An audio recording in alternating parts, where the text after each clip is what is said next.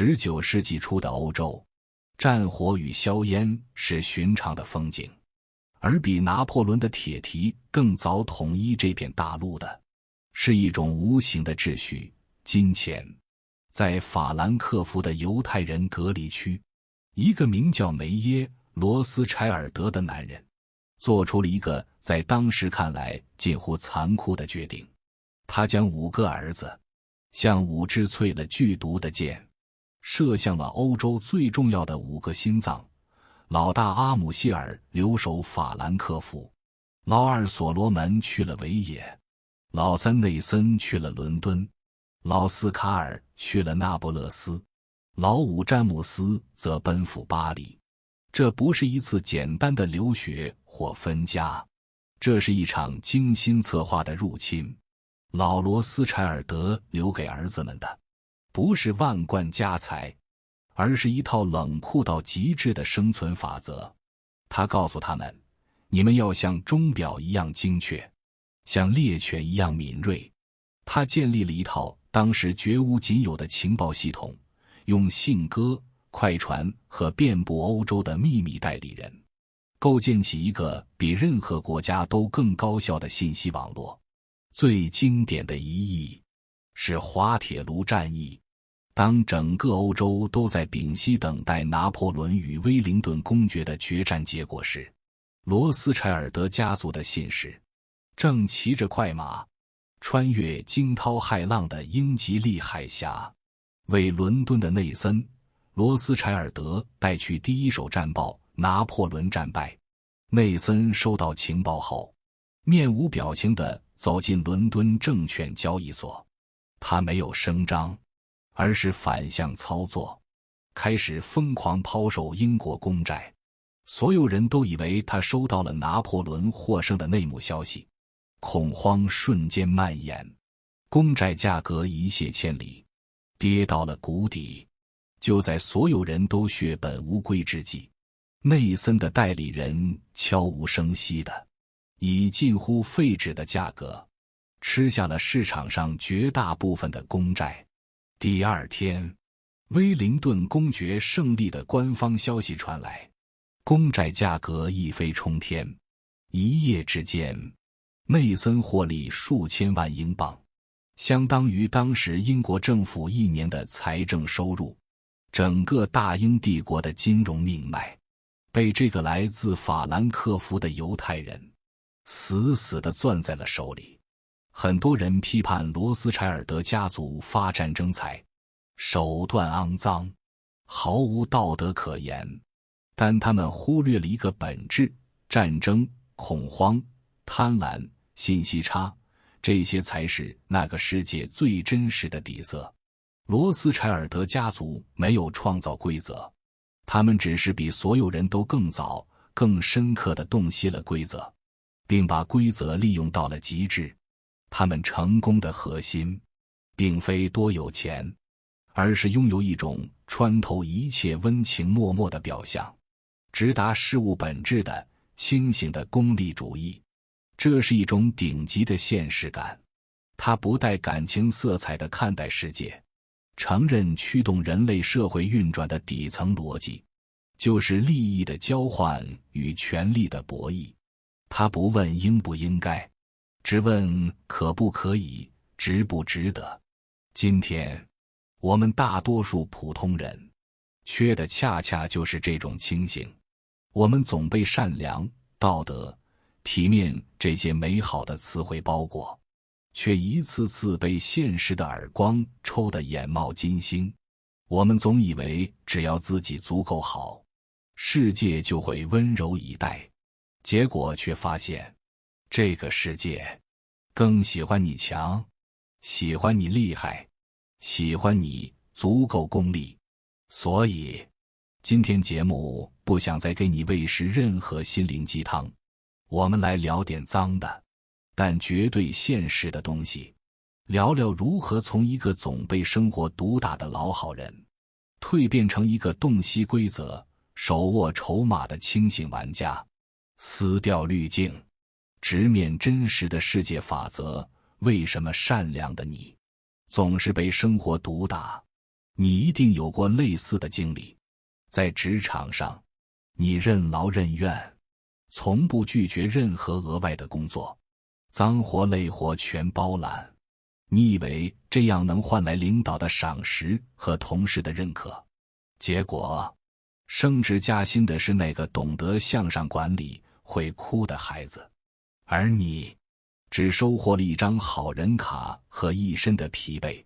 在社交中，你真诚待人，有求必应，朋友借钱你二话不说，请客吃饭你总是抢着买单，你以为这是人情，结果当你真正需要帮助时，那些人却消失得无影无踪。为什么？因为我们从小接受的教育都在教我们如何成为一个好人，却很少有人教我们如何在一个由利益驱动的现实世界里保护好自己，争取到自己应得的东西。经济学家徐小年先生有句话一针见血，没有财务自由，就没有思想自由。这句话反过来理解同样成立，没有思想上的功利，就很难实现财务上的自由。畅销书稀缺，我们是如何陷入贫穷与忙碌的中提出了一个管窥效应，意思是当一个人长期处于资源、金钱、时间稀缺的状态时，他的认知和判断力会急剧下降，只能看到管子里那点迫在眉睫的事情。比如你这个月要还信用卡，你的全部心神都会被账单占据，你根本没有带宽去思考下个季度的职业规划，或者3年后的买房计划。人越缺钱，越忙，就越只盯着眼前，导致决策短视，从而陷入更穷、更忙的恶性循环。而善良、无私、不谈钱，在很多时候恰恰是导致我们陷入稀缺的认知陷阱。你把时间无偿奉献给了不属于你的工作，你就稀缺了自我提升的时间；你把金钱仗义地借给了不靠谱的朋友，你就稀缺了抵御风险的资本。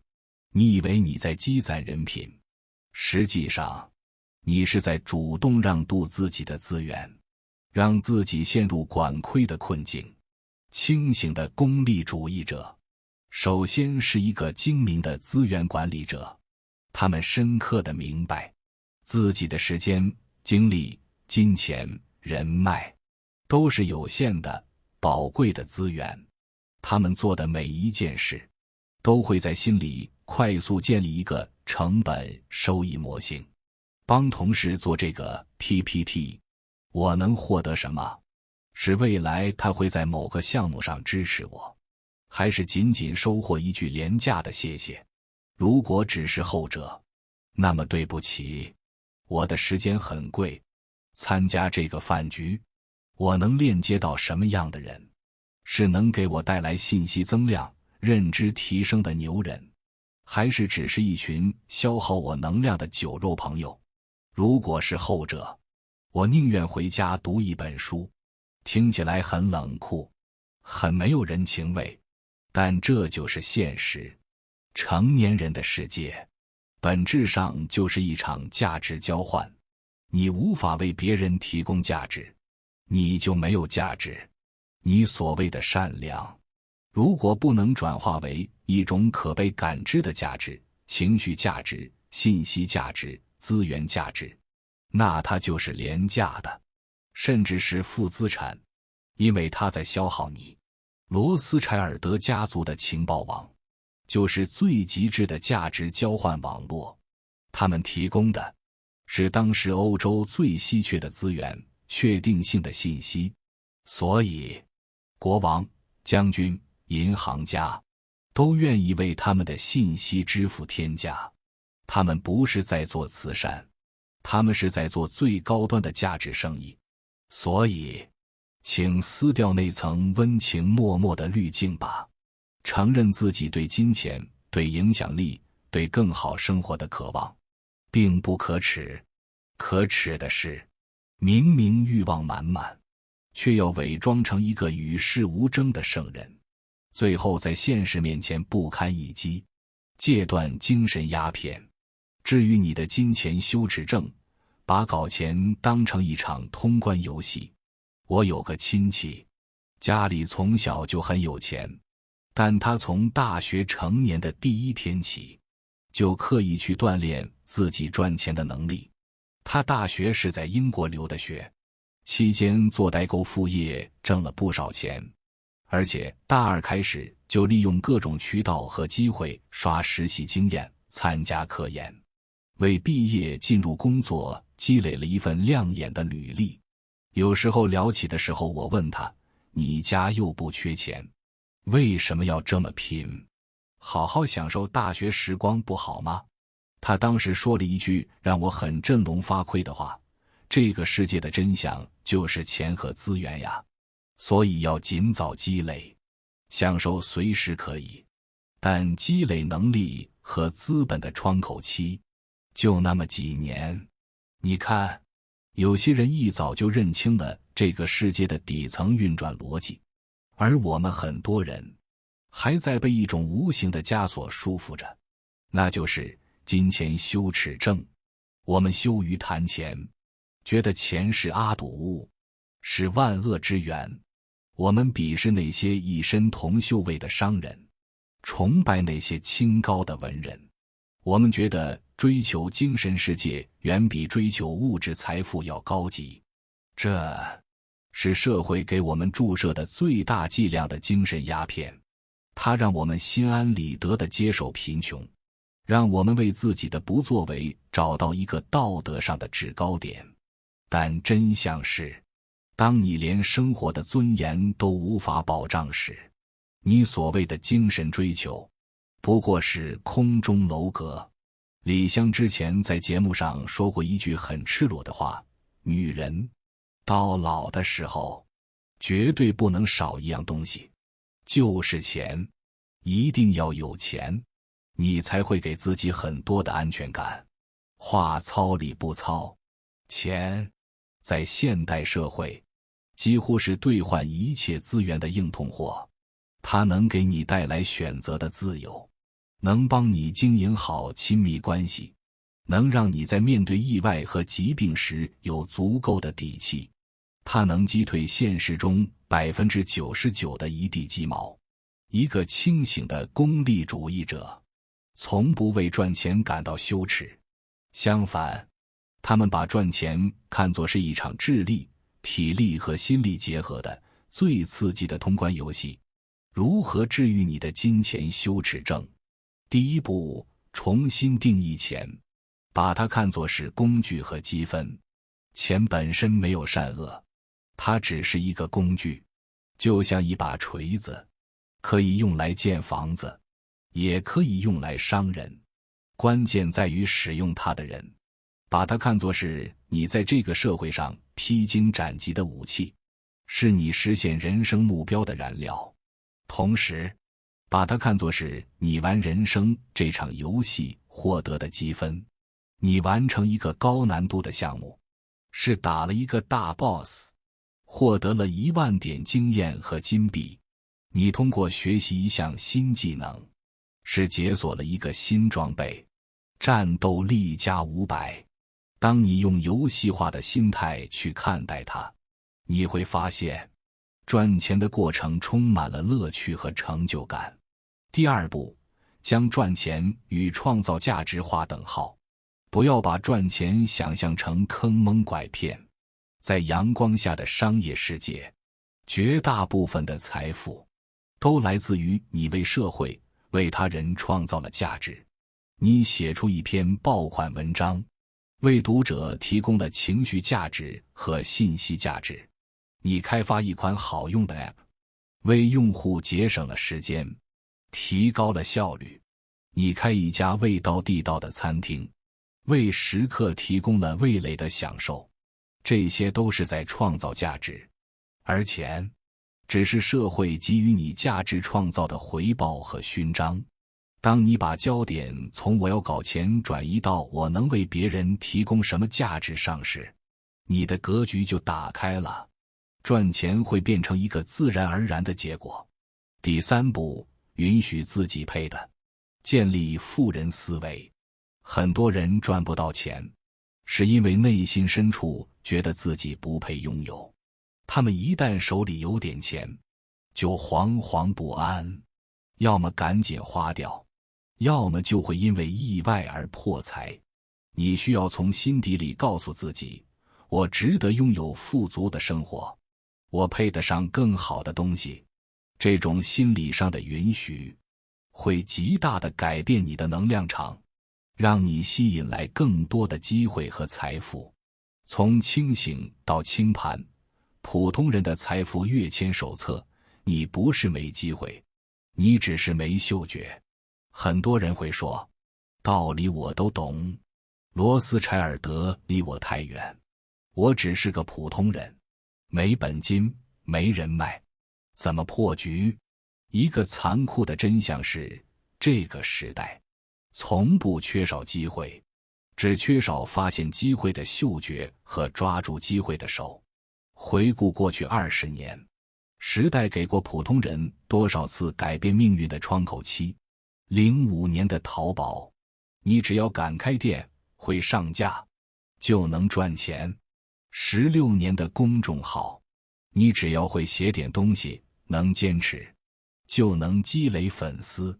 18年的抖音，你只要敢出镜，有创意，就能一夜爆红。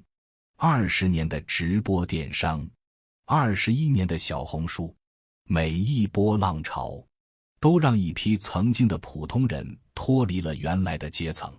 关键在于，当浪潮来临时，你在哪里？你是在岸上观望、嘲讽、看不懂，还是第一时间跳了进去？一个清醒的功利主义者，必然是一个顶级的机会猎手。他们是如何修炼这种能力的？第一，培养你的信息嗅觉，永远比别人快半步。信息差就是钱。在今天这个信息爆炸的时代，大部分人都是信息的消费者，被动地接受算法推送给你的娱乐八卦和搞笑视频。而机会猎手是信息的淘金者，他们会主动订阅行业报告，关注几个小众但前沿的博主，付费加入高质量的社群，强迫自己每天阅读和思考。他们关心政策的变化，关心新技术的应用，关心资本的流向。如何培养？清理你的信息源，取关那些只会消耗你情绪的账号，关注至少10个你所在行业或你感兴趣领域的头部扣和专业媒体，建立信息简报习惯，每天花30分钟，主动搜索关键词，把有价值的信息、新颖的观点、创新的模式记录下来，每周复盘一次，思考这个东西我能不能用。花钱买信息，不要吝啬为知识付费。一个高质量的付费社群，可能比你读100本书、看1000篇文章得到的信息都更精准、更有效。第二，拥抱试错成本，用行动代替内耗。很多人看到机会的第一反应是，这个我不会，我没经验，万一失败了怎么办？而机会猎手的第一反应是，这个有意思，我先去试试看。我刚开始做自媒体的时候，也是什么都尝试，从知乎到小红书，从视频号到公众号，都安个试了个遍，交了很多学费，也走了很多弯路，最终才在公众号上找到了感觉。这个世界最大的成本不是试错的成本，而是观望和等待的成本。你在犹豫和内耗的时候，别人已经完成了0到1的积累，等你终于想明白要下场时，风口已经过去了。如何行动？ MVP 原则：最小可行性产品，不要追求完美。想做短视频，就先用手机拍一条，不要想着要买多好的设备。想做电商，就先从一件代发开始，不要想着要囤多少货。设定止损线，给自己一个期限和预算。比如，我花3个月时间和3000块钱来尝试做小红书，如果没起色，我就果断放弃。复盘经验，转向下一个。复盘，再复盘。重要的不是成功或失败，而是从每一次尝试中，你学到了什么。这些经验才是你最宝贵的财富。第三，杠杆化你的个人价值。从出卖时间到出卖产品，绝大部分上班族本质上都是在零售自己的时间，1分时间卖1分钱，天花板极低。而所有实现财富跃迁的人，都懂得一个核心逻辑，找到一个支点，把自己的价值杠杆化，实现1份时间，卖出 N 份。你写的一篇文章，录制的一门课程，开发的一个软件，就是你的产品。它可以24小时不间断地为你赚钱，突破了你个人时间的限制。你打造的个人品牌，建立的社群，投资的公司，就是你的系统。这个系统可以自动化的运转，为你带来源源不断的收益。如何杠杆化？找到你的可产品化的能力，你的写作能力、设计能力、沟通能力、编程能力，哪些可以被打包成一个产品或服务？选择一个放大器，公众号、抖音、小红书、B 站这些平台，就是你个人价值的放大器。找到一个适合你的，深耕下去。从1到 N， 当你通过一个产品或一个平台完成了原始积累后，就要思考如何复制和扩张。是做矩阵号，还是开发系列课程，还是建立团队？看到这里，我知道一定有人会觉得今天的节目太赤裸，太不正确。但我想说，一个成年人最大的成熟，就是认清理想与现实的差距，然后以一种务实的，甚至是功利的态度，去弥合这个差距。我们努力去洞悉规则，去学习赚钱，去追求世俗意义上的成功，最终的目的，不是为了变成一个被金钱异化的冷冰冰的机器，恰恰相反，是为了守护我们内心那些最珍贵、最不功利的东西，是为了当父母生病时，你能毫不犹豫地选择最好的医院和医生，而不是在病床前因为医药费而无能为力，是为了当孩子拥有梦想时，你能坚定地支持他去追逐，而不是告诉他我们家没这个条件，是为了当你自己厌倦了朝9晚5的琐碎，厌倦了职场的勾心斗角时，能有底气地说一句老子不干了，然后转身去过自己真正想要的生活。无论是去大理看云，还是去冰岛看极光，我们用功利的手段披荆斩棘，最终是为了换取一个干净的人生，一个拥有选择权、被爱与尊严包裹的人生。真正的自由，不是想做什么就做什么，而是想不做什么的时候，可以不做什么。而这份自由很贵，愿你能早日拥有这份清醒的功力，然后用它来买单你所有的诗与远方。